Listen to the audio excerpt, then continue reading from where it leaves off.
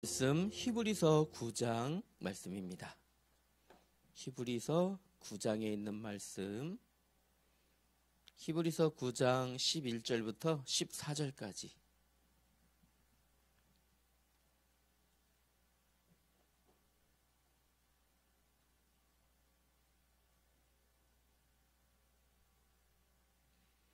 히브리서 9장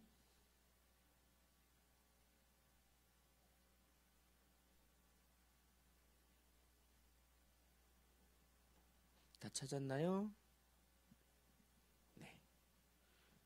같이 읽읍시다. 11절부터 14절까지 우리 한음성으로 합독하며 읽습니다. 시작.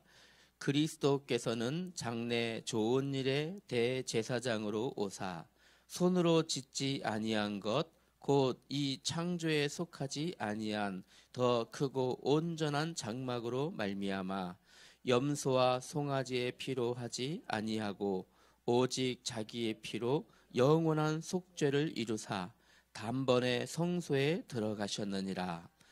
염소와 황소의 피와 및 암송아지의 죄를 부정한 자에게 뿌려 그 육죄를 정결하게 하여 거룩하게 하거든 하물며 영원하신 성령으로 말미암아 흠없는 자기를 하나님께 드린 그리스도의 피가 어찌 너희 양심을 죽은 행실에서 깨끗하게 하고 살아계신 하나님을 섬기게 하지 못하겠느냐. 아멘. 자, 앞으로 좀 넘어가 봅시다. 히브리서 4장 14절부터 16절 말씀입니다. 4장 14절부터 16절까지의 말씀 또 같이 읽읍시다. 시작. 그러므로 우리에게 큰 대제사장이 계시니 승천하시니 곧 하나님의 아들 예수시라. 우리가 믿는 도리를 굳게 잡을지어다. 우리에게 있는 대제사장은 우리의 연약함을 동정하지 못하실 리가 아니요 모든 일에 우리와 똑같이 시험을 받으신 이로되 죄는 없으시니라. 그러므로 우리는 긍휼하심을 받고 때를 따라 돕는 은혜를 얻기 위하여 은혜의 보좌 앞에 담대히 나아갈 것이니라. 아멘. 오늘 우리가 나눌 말씀은 제사장으로 오신 예수님.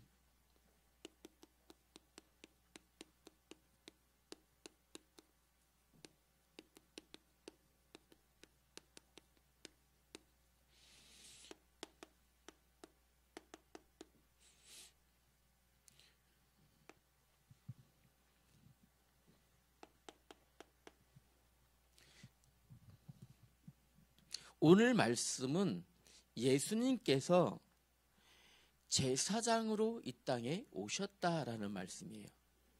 제사장, 다시 말하면 예수님께서는 예수님 자신의 피로 영원한 속죄를 이루신 제사장이시다. 그러면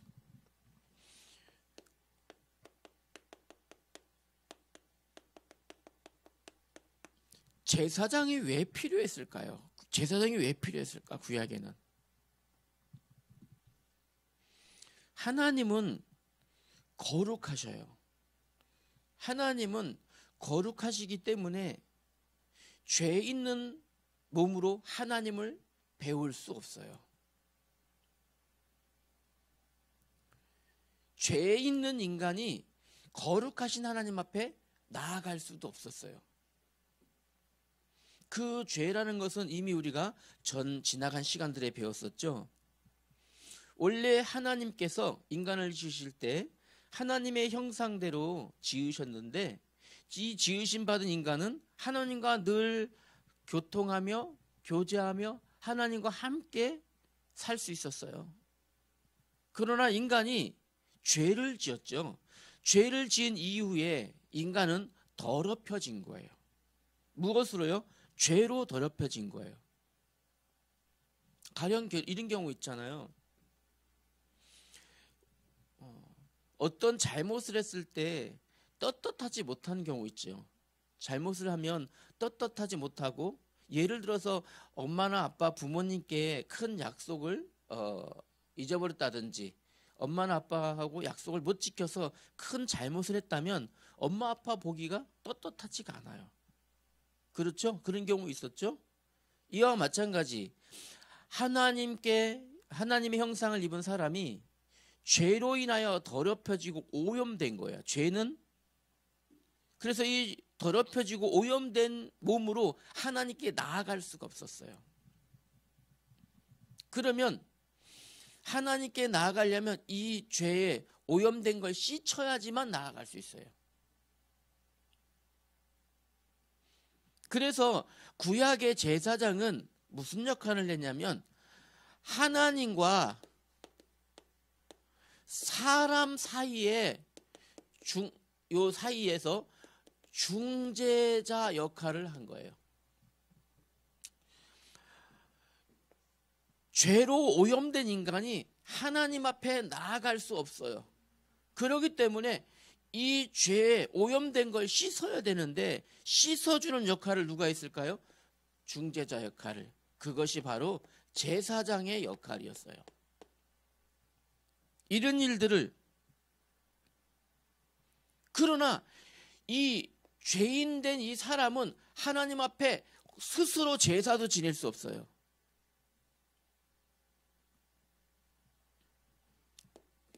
구약의 제사장들은 그래서 무슨 일을 했냐면 사람이 하나님 앞에 나아갈 수 있도록 소나 양 같은 무엇을 잡았어요? 짐승의 피로 동물을 잡아서 이 피를 가지고 하나님 앞에 제사하는 역할을 제사장이 했던 거예요. 제사하는 역할. 하나님 앞에서 이 더럽혀진 죄, 오염, 이것들은 무엇으로만 씻을 수 있냐면 피로만 씻을 수 있어요. 다시 말하면 생명으로만 하나님 앞에 나아갈 수 있는 거예요. 이 죄를 용서받고 하나님 앞에 나아가기 위해서 무엇이 필요했어요? 피가 필요했던 거예요. 레위기 17장 11절에 기록하기를, 레위기 17장 11절 말씀에 볼까요? 육체의 생명은 피에 있음이라 내가 이 피를 너희에게 주어 제단에 뿌려 너희의 생명을 위하여 속죄하게 하였나니. 생명이 피에 있으므로 피가 죄를 속하느니라. 반드시 하나님 앞에 나아가려면 무엇이 필요해요? 피. 생명이 필요해. 그런데 자기 생명을 드릴 수 없잖아요. 그렇기 때문에 짐승, 소나 양 같은 짐승의 피를 대신 드리고 하나님 앞에 나아갈 수 있었던 거예요. 그러면 제사장은 어떻게 이 죄를, 사람의 죄를 대신 씻을 수 있을까요? 바로 이것을 죄의 전가라고 합니다. 제사장이 예를 들어서 A라는 사람이 하나님 앞에 나아가기 위해서 이 양을 가지고 왔다면 하나님 앞에 어떻게 드렸을까요? 이 사람은 죄를 지은 사람이기 때문에 한 손은 이 사람의 머리에 제사장이 손을 얹고 한 손은 짐승의 머리를 손에 얹어서 안수한 이후에 이 짐승을 잡아서 그 피를 하나님 앞에 피로 제사 드렸던 거예요. 그러면 사람의 죄를 어디에게요? 양에게 전가시키는 행위가 있었던 거예요. 죄를 전가시키고 이 죄를 대신해서 누가 죽는 거예요? A라는 사람이 양을 가져왔어요. 이 사람의 죄를 누구에게 전가시킨 거예요? 양에게 전가시킨 거예요. 그래서 그 양을, 그 피를 대신해서 하나님 앞에 드림으로 제사를 지냈던 거예요.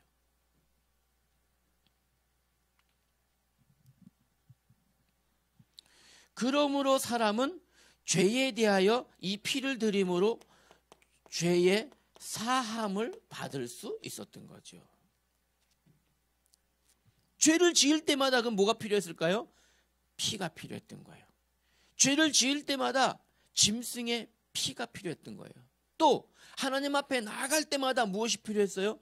짐승을 가져왔어야 돼요. 그냥 나갈 수 없으니까.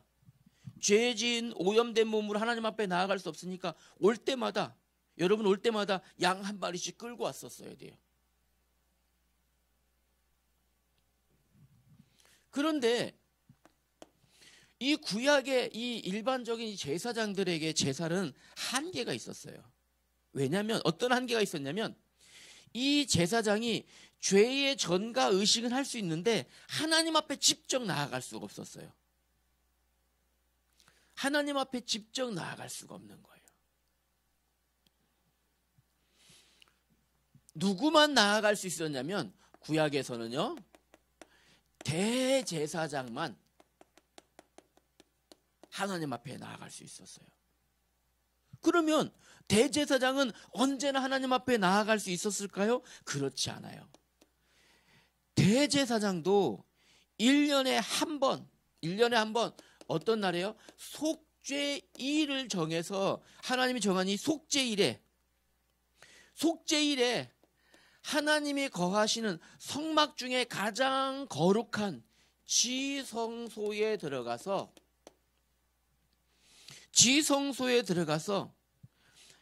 백성을 향한 죄사함의 제사를 하나님 앞에 드린 거예요.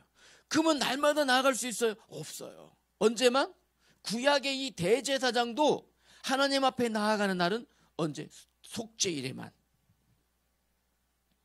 그런데 문제는 구약의 대제사장은 사람이잖아요. 그렇죠? 구약의 대제사장도 사람이에요. 이게 한계인 거예요. 그러면 구약의 대제사장도 구약 성경에 이 대제사장도 무엇이라고요? 사람이에요. 다시 말하면 이 사람도 죄인이라는 거죠. 동일하게.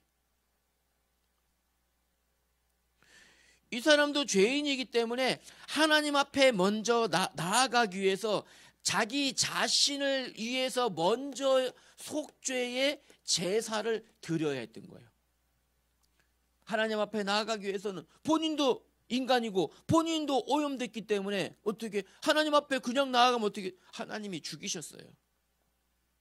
오염된 인간이, 죄 지은 인간이 하나님 앞에 근처에 오기만 하면 하나님이 죽이셨어요. 그래서 여러분 이거 기억나죠? 이스라엘 백성들이 출애굽한 이후에 하나님께서 임재하셨는데 임재 가운데 어떻게 하셨어요? 백성들로 가까이 오기 못하게 하셨어요.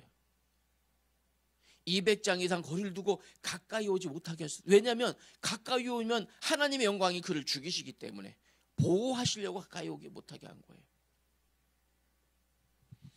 대제사장도 죄인이긴 동일해요. 하나님 앞에 나아가려면 무엇이 필요했어요? 속죄 제사가 필요했던 거예요. 다른 사람의 죄를 사하기 위해 제사 지려면 먼저 자기의 죄도 사함받는 제사를 드려야 했던 거죠. 이게 구약의 제사장과 또 제사장의 한계이고, 구약의 대제사장이 이 역할을 할 수 있었지만 구약의 대제사장도 한계가 있었던 거죠.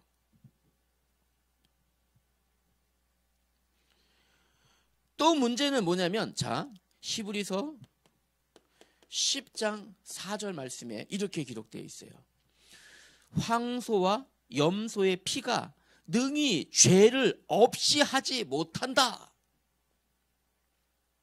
다시 말하면 이런 제사를 드려도 이 죄 문제를 완전하게 해결할 수 없다라는 것이 더 큰 문제인 거예요. 한계를 지닌 거죠.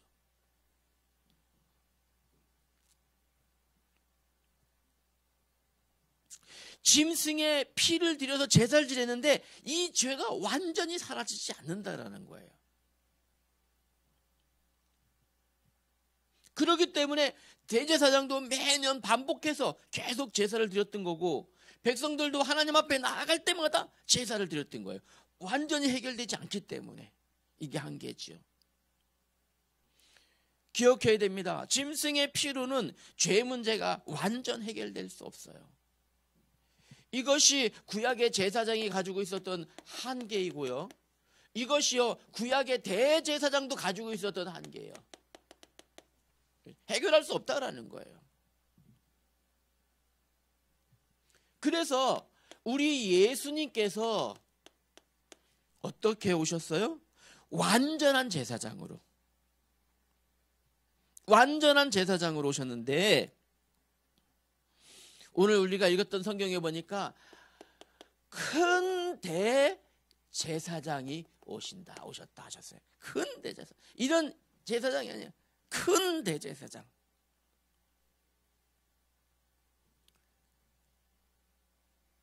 다시 말하면 대제사장이 오신 거예요.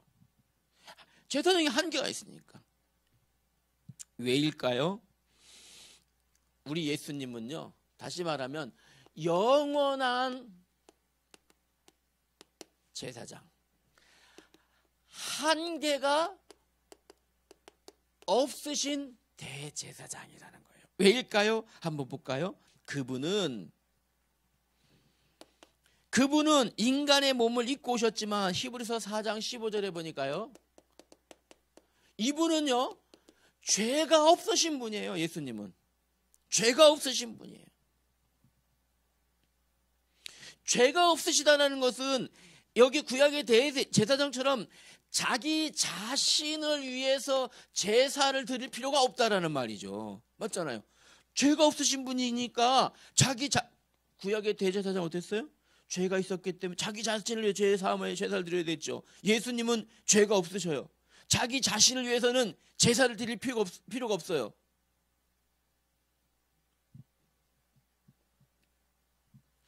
그런데 그분이 제사를 드렸어요. 왜일까요? 그러면 자기 자신을 위해서는 제사를 드릴 필요가 없으신 분이 피의 제사를 드렸어요. 왜일까요? 누굴 위해서? 제사장은 뭐 하는 역할이라고요? 하나님과 사람의 중재하는 중재자 역할이에요. 예수님은 어떤 제사장입니까? 자기 자신의 피를 드려서, 자기 자신은 제사 드릴 필요 없지만 누굴 위해서요? 우리들을 위해서, 사람을 위해서, 우리를 위해서 예수님이 제사 드리신 거예요. 그런데 예수님의 제사 방식은 달랐어요. 염소와 황소에 필요하지 아니하시고, 히브리서 9장 12절이죠. 염소와 황소에 필요하지 아니하시고 무엇으로요? 자신의 피로, 예수님 자신의 피를 드린 거예요. 구약의 제사장들은 자신의 피를 드릴 수가 없으니까 짐승의 피를 대신 드린 거예요. 그러나 왜요? 죄 있는 몸이기 때문에 짐승의 피를 대신 드렸죠. 예수님은 죄가 없으시기 때문에 자신의 피를 드려서 염소와 송아지의 피로 하지 아니하시고 오직 자기의 피로 영원한 속죄를 이루사. 자신의 피로 영원한 속죄를 이루셨습니다. 뿐만 아니라, 구약의 제사는 어땠습니까? 죄 문제를 완전 해결할 수 없다 그랬어요. 그래서 하나님 앞에 나갈 때마다 피를 드려야 됐었어요. 그죠? 히브리서 10장 10절의 말씀에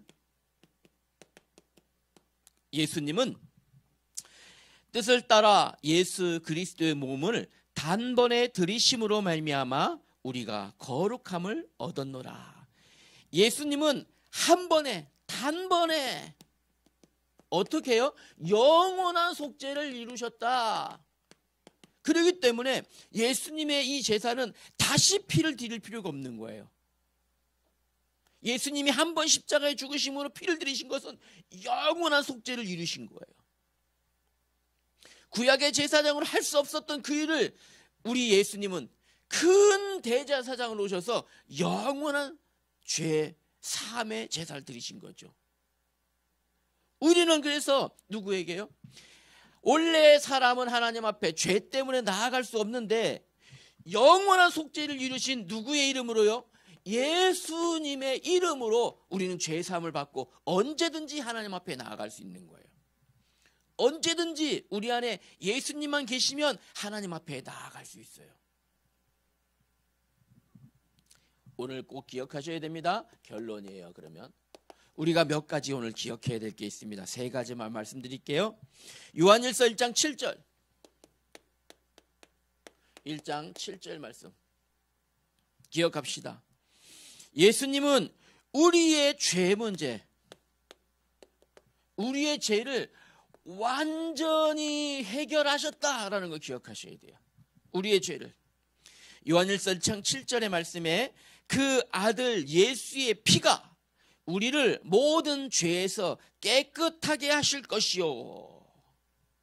원래 우리도 하나님 떠나서 오염된 죄인이었으나 예수의 피가 우리 안에 있으므로 우리를 모든 죄에서 깨끗하게 하셨다. 우리 꼭 기억하셔야 돼요. 두 번째, 히브리서 4장 16절.